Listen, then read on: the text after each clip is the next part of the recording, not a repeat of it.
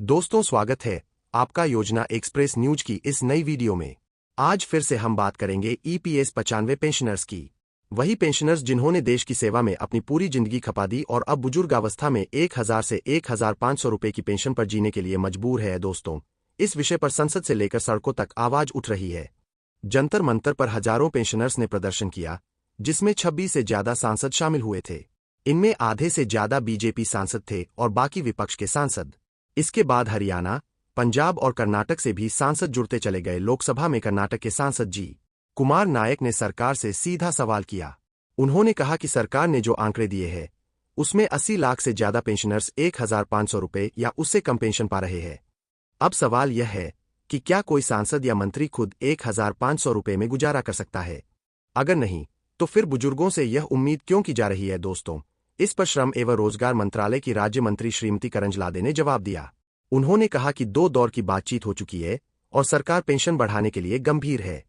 समिति की रिपोर्ट का इंतजार किया जा रहा है और जैसे ही रिपोर्ट आएगी तुरंत कार्रवाई होगी। लेकिन यह रिपोर्ट का इंतजार वाली लाइन पिछले 10 सालों से दोहराई जा रही है। इसी बीच सुप्रिया सूले ने भी लोकसभा में सवाल उठाया। उन्होंने कहा कि जब अरुण जेटली वित्त मंत्री थे तब उन्होंने लिखित में आश्वासन दिया था कि ईपीएस 95 पेंशनर्स की पेंशन बढ़ाई जाएगी।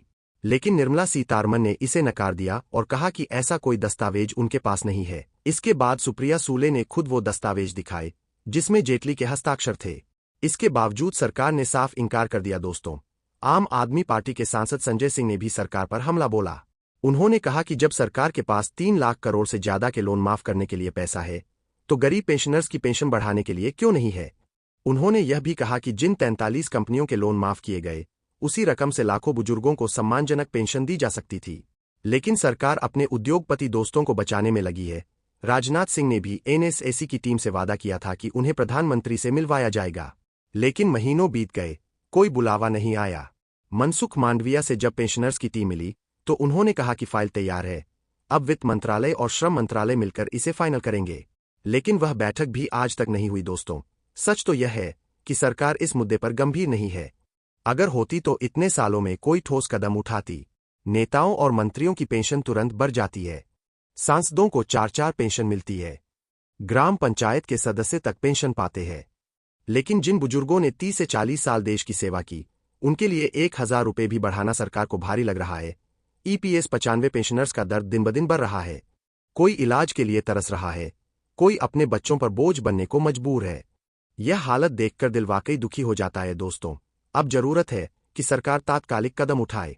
समिति की रिपोर्ट का इंतजार न करे, बल्कि पेंशन तुरंत बढ़ाकर कम से कम 7500 रुपए से 10,000 रुपए करे।